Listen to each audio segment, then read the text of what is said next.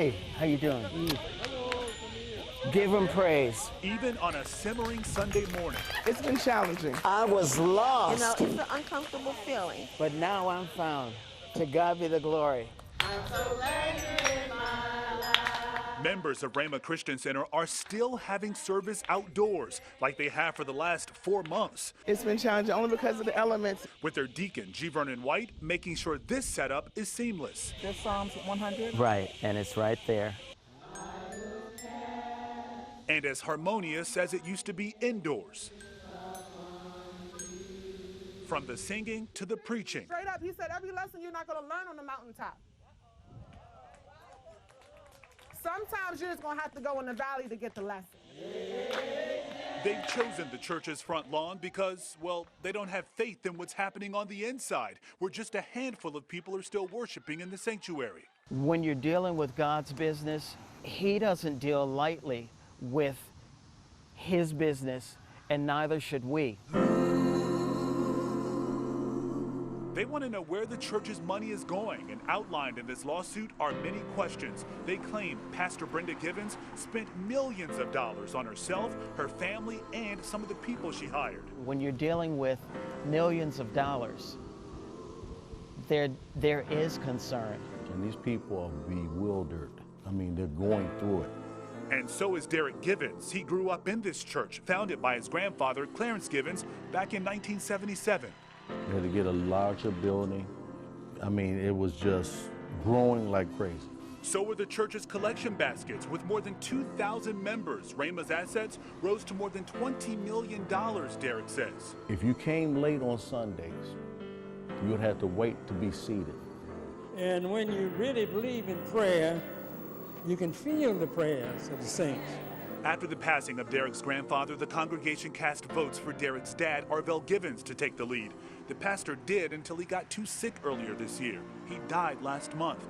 Now, Arvell is named in this suit by church members, but they accuse his wife, Brenda Givens, of pulling the strings and forging his signature on documents to transfer $5 million of church property to a living trust in his name. They also say she bypassed the rules and named herself pastor. She bullied the church because she thought that I'm the wife of Arvell Givens, the pastor, that I'm gonna take over. Any church, every church, all churches, they are not monarchies.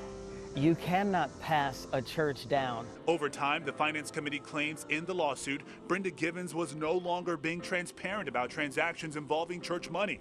When the members asked to see the books, they say she suspended the committee, banned some members from the church, and hired armed security guards to keep them off the property.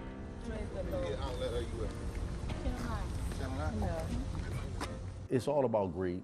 It's all about money. It's all about having your name on the bank accounts. I know some of this money is going to properties being purchased, automobiles that have been purchased without the church knowing about it. Derek is referring to court filings showing deeds in Brenda Givens' name going back as far as 2005, a home purchased for Brenda's daughter for more than $97,000, investment properties for her son after college for nearly $200,000, a Tacoma Park property the church purchased for women in need, sold for nearly $1 million. Members say the profits from that sale are not accounted for. On top of that, they question payments to contractors, like $100,000 to a board member to build a stage they claim should have cost $30,000. The church needs answers. I called Brenda Givens and even paid a visit to her home twice. She had nothing to say and wanted to talk to her attorney. Her attorney told us she too had no comment because of the litigation. Court filings show Givens tried to get the case dismissed, saying the claims in the complaint are moot, and alleges the property was transferred back to the church and all of the transfer fees repaid. However, the judge ruled the case should go forward.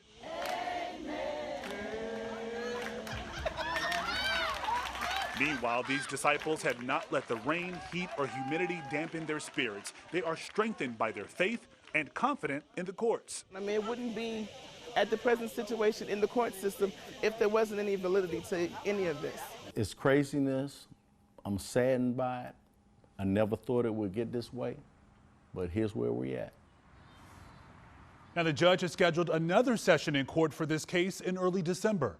I'm Lorenzo Hall, WUSA 9.